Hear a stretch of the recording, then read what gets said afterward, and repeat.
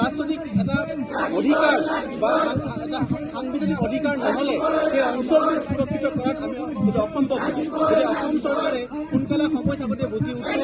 ইতিমধ্যে অসম চৰকাৰে নিজেই সেই অঞ্চলটোক বিদেশী কৰিডৰ বুলি পেলাই চিহ্নিত কৰিছে। গতিকে ইমানখিনি জনাৰ পিছতো তথ্য থকাৰ পিছতো কিয় বাৰে বাৰে আমাক সাংবিধানিক অধিকাৰ দিয়াত প্ৰদান কৰি তেওঁলোকে পিছুৱাই ৰাখিছে আমাৰ প্ৰশ্ন।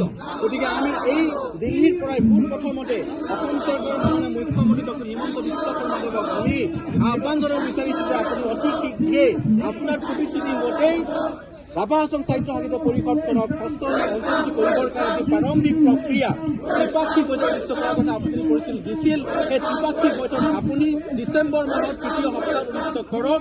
প্ৰক্ৰিয়া আৰম্ভ কৰি পেলাই 2026 চনৰ ভিতৰতেই ৰাভা হাছং সাহিত্য সাহিত্য পৰিষদক ভাৰতীয় সংবিধান হস্তক্ষেপৰ ব্যৱস্থা কৰক। অন্যথা ৰাভা সংগঠনৰ লগতে বসবাস কৰা বিভিন্ন জাতি জনগোষ্ঠীৰ উমৈহতীয়া যি মঞ্চ ৰাভা হাছং যৌথ সংগ্ৰাম সমিতিয়ে একেলগে চৰকাৰখনক এক হেঁচা দিবৰ কাৰণে প্ৰস্তুত। সমাগত নিৰ্বাচনত আমি বিকল্প ব্যৱস্থা লৈ পেলাই আমি কিন্তু বাধ্য হ'ম।